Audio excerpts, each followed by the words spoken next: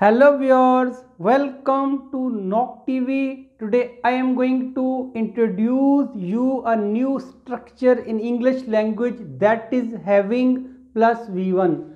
It means having plus third form of the verb. It is also called perfect participle. Participle के बारे में इससे पहले मैं आपको बता चुका हूं कि एक वर्ब जो है वो सिर्फ वर्ब का काम नहीं करता, होता तो वो वर्ब ही है लेकिन वो काम कुछ और करता है। जब कुछ और काम करता उसी को हम पार्टिसिपल कह लेते हैं।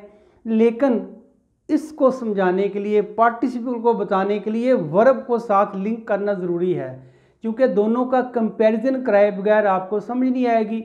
इसी तरह मैं इससे पहले प्रेजेंट पार्टिसिपल और पास्ट पार्टिसिपल आपको बता चुका हूं और वर्ब के इंट्रोडक्शन के साथ, वर्ब के साथ कंपैरिजन करके आपको बता चुका हूं। आज भी ऐसे करने वाला हूं कि ये परफेक्ट पार्टिसिपल कैसे यूज़ होता है और ये होता क्या है। ये हैविंग के साथ वर्ब की थर्ड फॉर्म लगती है और ये एक फ्रेज होता है। अब ये होता कैसे है, इससे पहले आप एक सेंटेंस देखें, उसके बाद मैं आपको इसकी डिटेल बताऊंगा। सेंटेंस ये है, हैविंग फिनिश्ड माई प्रेयर। नमाज अदा करने के बाद भी कह सकते हैं या नमाज अदा करके मैंने कुछ और काम किया। क्या किया? आई रिसाइटेड दी होली कुरान। मैंने होली कुरान की तिलावत की है। सेंटेंस तो एक ही है ये, लेकिन इसी के अंदर मैं आपको इसके सारे सीक्रेट बता दूं। आप ज़रा गौर से सुनना, वीडियो को देखना।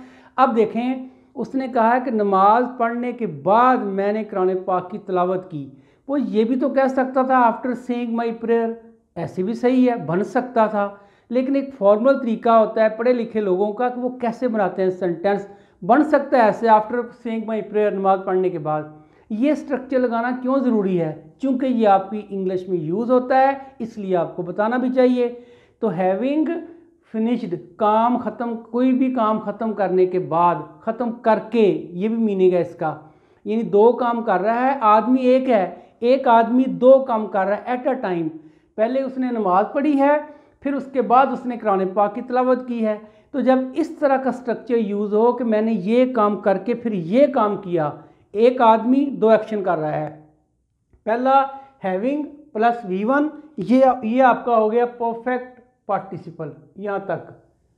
और माई प्रेयर, माई यहाँ पे एडजेक्टिव है, पोजेसिव एडजेक्टिव है और आई का है ये। प्रेयर यहाँ नाउन है। अब आगे से आपका ये जो है ये आपका क्लॉज है। कैसे क्लॉज है? आई रिसाइटेड दी होली कुरान। क्लॉज की डेफिनेशन ये होती है कि उसमें एक वर्ब होता है और एक सब्जेक्ट होता है। अगर ये वर्ब और सब्जेक्ट नहीं है तो वो क्लॉज नहीं है। लिहाजा इसमें ये रिसाइटेड वर्ब है पास्ट इंडेफिनिट टेंस का, आई यहाँ सब्जेक्ट है, तो ये क्लॉज तो बन गई। मैंने तिलावत किया, क्या तिलावत किया? That is called object. उसने ये तिलावत किया, दी होली कुरान, ये फ्रेज़ है और ये नाउन फ्रेज़ है क्योंकि नाउन का काम कर रही है। क्योंकि ऑब्जेक्ट भी किसी वर्ब का जो बनता है वो नाउन होता है, या सब्जेक्ट बनता है वो भी नाउन होता है या प्रोनाउन होता है। तो दी होली कुरान, दी यहाँ आर्टिकल है और होली कुरान एक मुकद्दस किताब का नाम है। उसने कहा है कि मैंने एक काम किया, उसके बाद मैंने ये काम किया।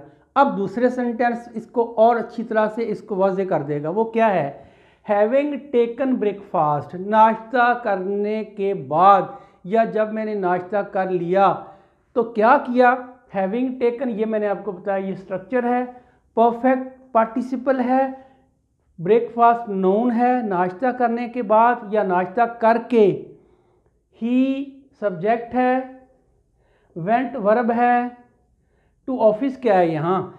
आपको ये पता है कि जो गो है ना, ये इंट्रांजिटिव वर्ब है और ये अपने साथ ऑब्जेक्ट नहीं लेता। खाना खाने के बाद, नाश्ता करने के बाद वो चला गया, वो अगर तो होता ना वेंट से वट का रिप्लाई, वो होता ऑब्जेक्ट। ये वेंट से वेयर का रिप्लाई है, वो कहाँ गया। कहाँ को इंग्लिश में वेयर कहते हैं, कहाँ गया। और वेयर का रिप्लाई जो है वो एडवर्ब होता है और ये सारा हो गया एडवर्ब। चूँकि ये दो अल्फाज हैं इसके अंदर, there are two words in this phrase, इसलिए इसको फ्रेज कहते हैं। टू और ऑफिस, टू प्रेपोजिशन है, ऑफिस इसका नाउन है। और ये भी आपको पता है every preposition has its own subject, sorry object. इसे कहते हैं प्रेपोजिशनल ऑब्जेक्ट। अगर ये प्रेपोजिशनल ऑब्जेक्ट है तो बेटे वेंट का तो ऑब्जेक्ट हो ही नहीं सकता, ना वेंट का ऑब्जेक्ट आएगा ना होता है। लिहाजा यहाँ देखें हैविंग टेकन, ये कौन सा है, परफेक्ट पार्टिसिपल। ब्रेकफास्ट नाउन है यहाँ, नाश्ता। आगे आपका ये क्लॉज है, ही वेंट टू ऑफिस, वो ऑफिस चला गया।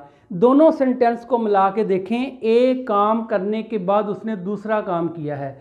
इसी को थोड़ा सा मैं मॉडिफाई कर रहा हूँ। जो दूसरे सेंटेंस लिखे मैंने, गो के वो परफेक्ट पार्टिसिपल के नहीं हैं, वो हैविंग के साथ थर्ड फॉर्म नहीं आएगी, लेकिन उर्दू में जो तर्जमा करते हैं, ट्रांसलेशन करते हैं, वो इसी से मिलता जुलता है। कैसे, अभी आपको बताता हूँ। यहाँ मैंने आपको बताया था कि एक आदमी दो काम करता है, पहले एक काम करता है फिर दूसरा काम करता है, और उसमें गैप होता है। गैप इस सेंस में होता है कि देखिए नाश्ता करने के बाद वो गया ना, नाश्ता करके जूता भी पहना होगा, सॉक्स भी पहनी होंगी, शायद कपड़े भी पहने होंगे उसने, उसको कुछ जल्दी नहीं थी, यानी उसके पीछे कोई तोप लेके नहीं खड़ा था कि जल्दी करो जल्दी करो जल्दी करो। लेकिन अगर मैं ये कहूँ किसान हल चला रहा था, उसने सांप देखा, तो सांप देख के वो खड़ा रहेगा, उसने दौड़ लगा दी। तो यहाँ जब मैं अभी सेंटेंस बोला है, किसान ने सांप को देखकर दौड़ लगा दी, तो अब यहाँ देखा है, यहाँ गैप नहीं है, किसान ने यूं ही सांप देखा है दौड़ लगा दी है, इसमें there is no gap in this sentence. इस तरह के जुमले जब आप बनाते हैं उनका स्ट्रक्चर और होता है, वो भी लिखे हैं मैंने। तो इनमें क्या था, इनमें गैप था, थोड़ा सा गैप को कि इस तरह नहीं कि वो बैठ गया, वो थोड़ा सा गैप था उसमें। इसमें पहले सेंटेंस देखे फिर आपसे बात करते हैं हम। सीइंग द पुलिस, पुलिस को देखकर, द थीफ फ्लेड अवे, चोर भाग गया। पुलिस को देखकर चोर भागने में कोई बीच में गैप नहीं है कि वो खड़ा रहा सोचता रहा या उसने सॉक्स पहनने थे। यहाँ समझे उसके पीछे कोई तोप लेके खड़ा था, उसको भागना पड़ा। और दूसरा सेंटेंस सीइंग द पुलिस, चोर को, ये भी एक फ्रेज है। और आगे फिर ये क्लॉज है। क्लॉज क्या, द थीफ सब्जेक्ट है, फ्लेड अवे वर्ब है, और प्रेपोजिशनल वर्ब है ये, क्योंकि इसके साथ प्रेपोजिशन लगी हुई है। चोर भाग गया, बस चोर भाग गया। दी थीफ ये सब्जेक्ट है और ये नॉन फ्रेज है, चूंकि दी लगा है थीफ लगा है, दो वर्ड हैं। दो वर्ड अगर सब्जेक्ट में होते हैं तो वो ये जो होता है ये फ्रेज बन जाती है। सीइंग द पुलिस, पुलिस को देखकर, देखते ही कह लें आप, चोर भाग गया। दूसरा इसमें सेंटेंस देखें आप, सीइंग द कैट, बिल्ली को देखकर, द माइस रैन अवे, चूहे भाग गए। चूहों ने सोचा नहीं खड़े होके। इधर देखें, इधर गैप था थोड़ा सा, नाश्ता किया फिर वो गया, यहाँ गैप नहीं है, जो ही बिल्ली पे नज़र पड़ी उनकी दौड़ लग गई। जब इस सेंस में यहाँ भी एक ही सब्जेक्ट है, एक ही बंदा काम करने वाला है, इधर भी एक ही बंदा काम करने वाला, इस स्ट्रक्चर में हैविंग प्लस V3 में, इधर सीइंग के साथ भी एक ही बंदा है। एक ही बंदे ने पुलिस को देखा, वही भाग गया। यहाँ एक ही बंदे ने नाश्ता किया, वही दफ्तर गया। लेकिन इधर गैप है। अगर गैप आए थोड़ा सा, जिस तरह मैं बता रहा हूँ, तो फिर आपने लगाना है हैविंग टेकन, ये स्ट्रक्चर होगा। उसके बाद आप पास्ट इंडेफिनिट टेंस लगाएंगे जो वहाँ है, और दूसरी तरफ आप लगाएंगे सीइंग, और उसके बाद जो नाउन आपका आएगा वो लगेगा, उसके बाद आपका क्लॉज आएगी। तो we are thank you very much.